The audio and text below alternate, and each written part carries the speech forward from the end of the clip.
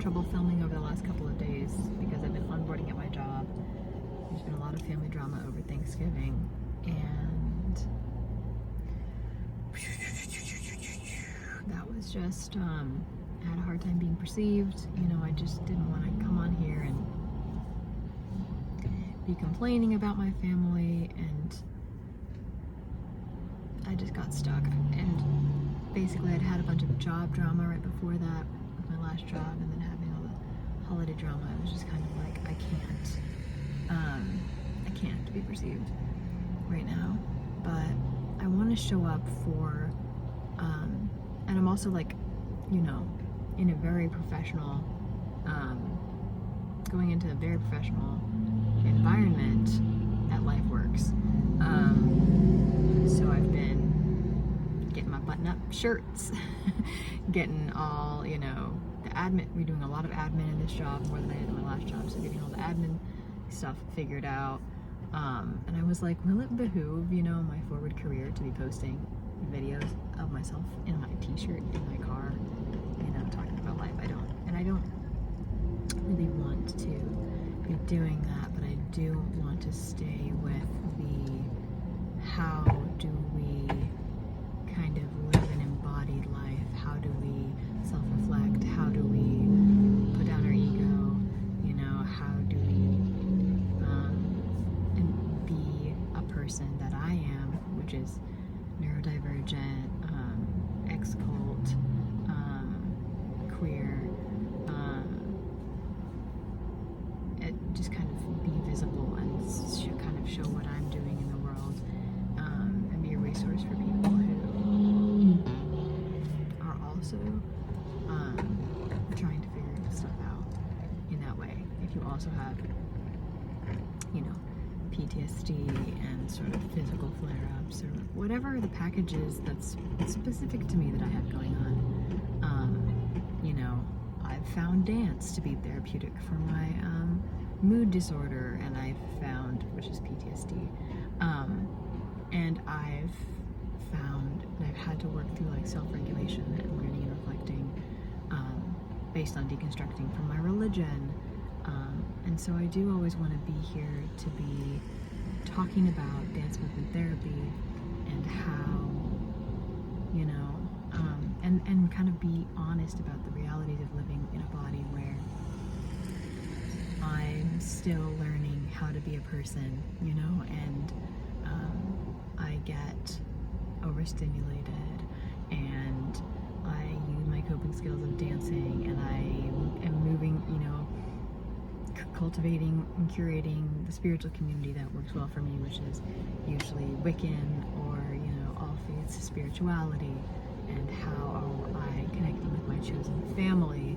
You know, I want to be open about all those alternative parts of my personality just for like visibility. And I want to focus on what tools can be useful for other people, you know. So,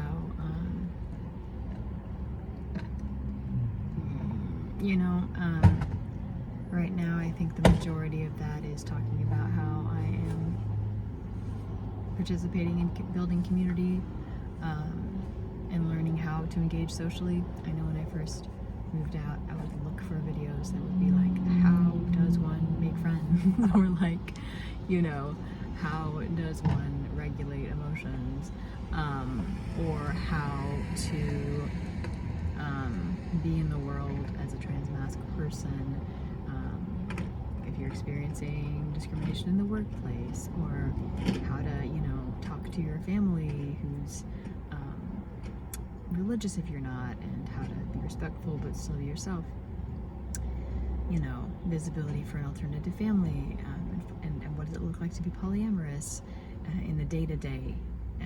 What does it look like to be Wiccan in the day-to-day? That's what I was looking for when I went online and I didn't find it. So I'm trying to be that. But I do kind of want to focus on, like, but what I did find also were like how-to videos, blah, blah, blah.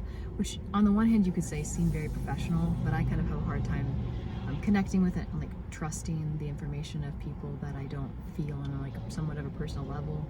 So I've always kept my videos a little bit more personal and a little bit more authentic and again like conversational.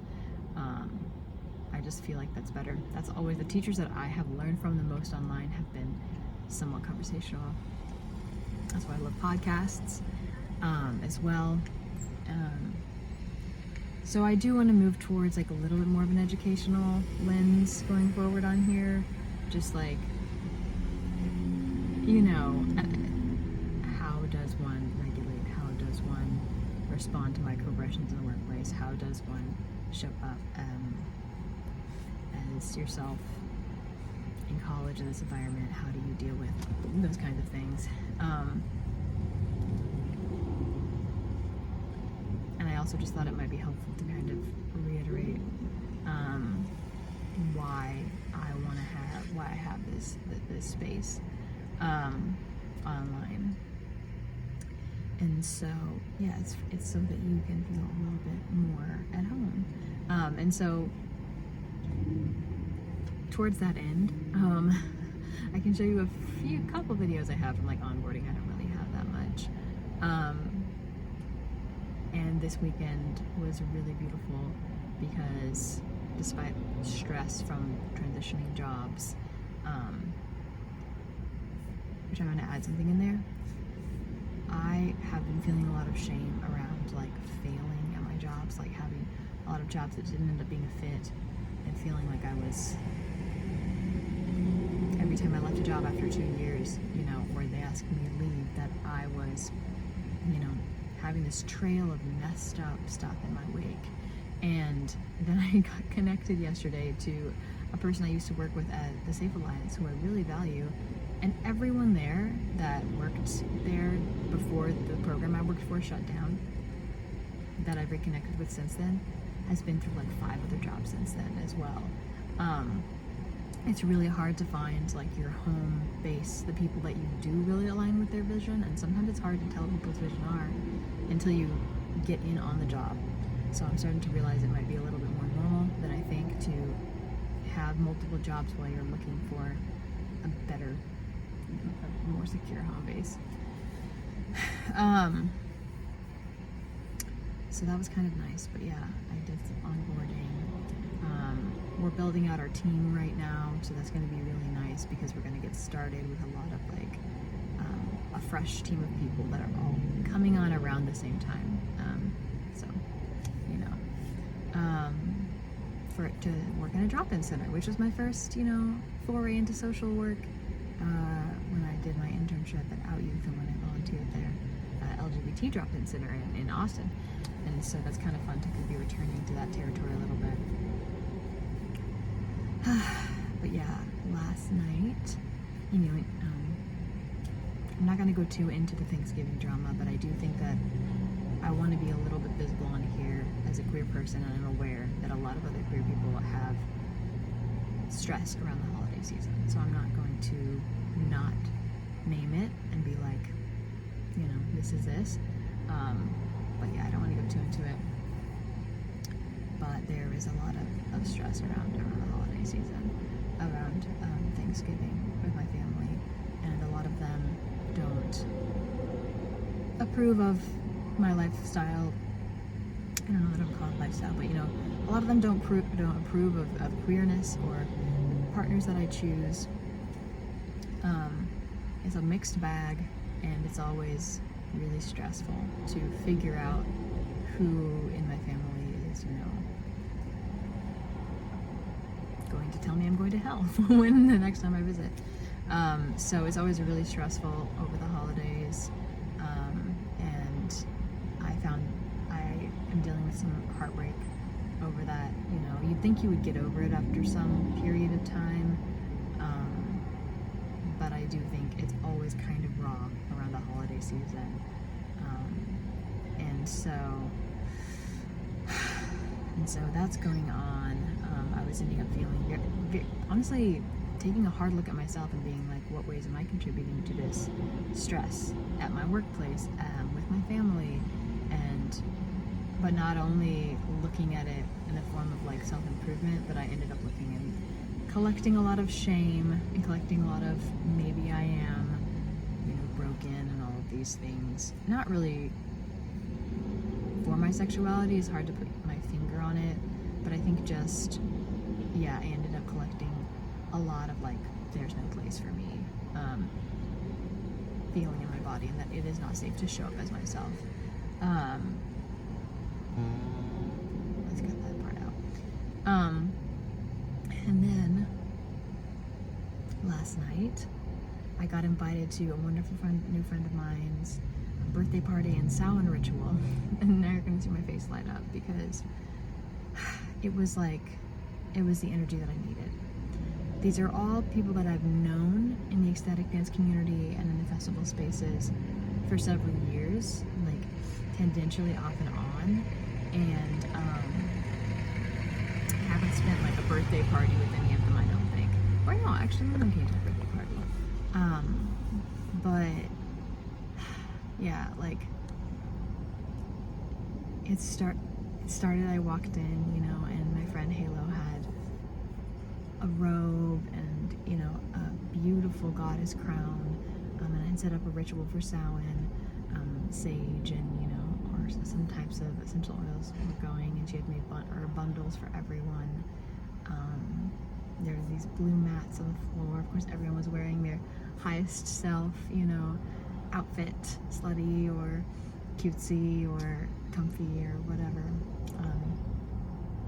And there were these thick blue mats all on the floor, which I immediately got down onto and was able to dance, just be in my body and express, which I have not had a space like that in a long time, especially with those beautiful mats. Like, I do that occasionally at the rec center when I have time, but obviously they have like wood floors.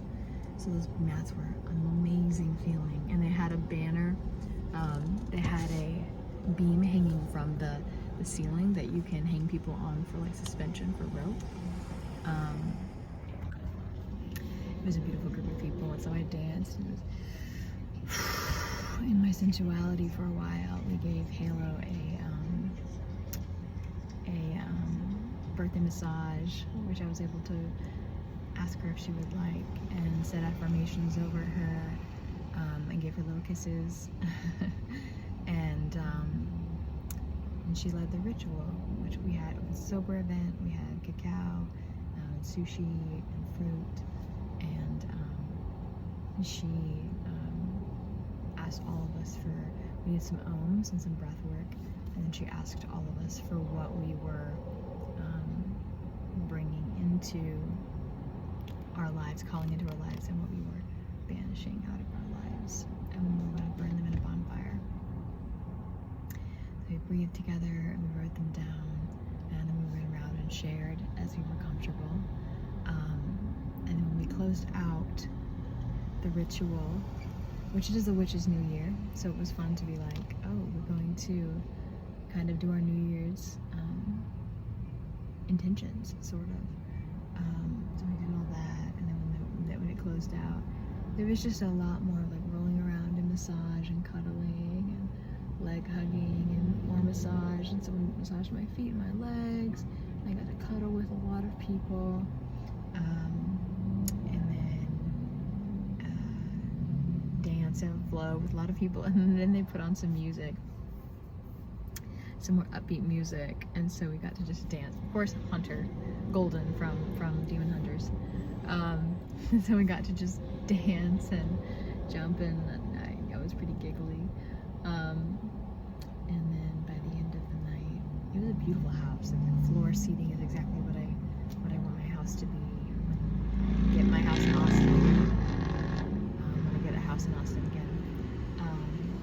But yeah, there was a floor seating and that comfy mat on the ground. There was altars, and then the gym was just this vibey lighting and workout equipment.